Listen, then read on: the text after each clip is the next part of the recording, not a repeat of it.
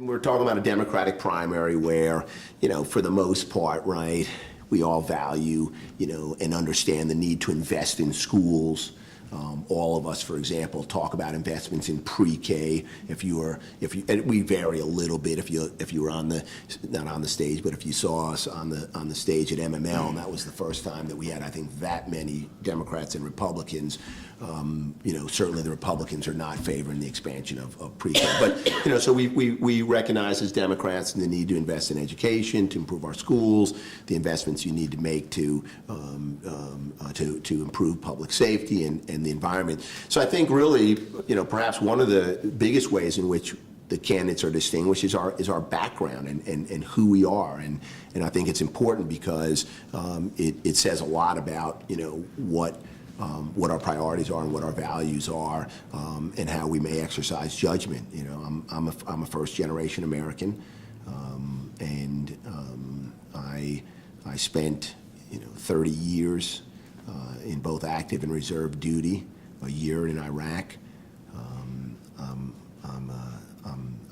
the son of immigrants. I've spent 8 years in the legislature, part-time legislature, 10 years in the private sector as an attorney, now as lieutenant governor with executive experience. So we're all different in that regard. But I think it's my family's sort of journey to this country and what that has meant for me and how I look at and value education and higher education, which was the ladder of opportunity, certainly for my father to do the things that he did as he came to this country. I think that's probably where the candidates can distinguish themselves. Certainly on some policy issues, whether it's taxes, and maybe we'll talk more about that, I don't know, but there are some specific areas where the Attorney General and I disagree on the role of and the appropriateness of reducing the corporate income tax.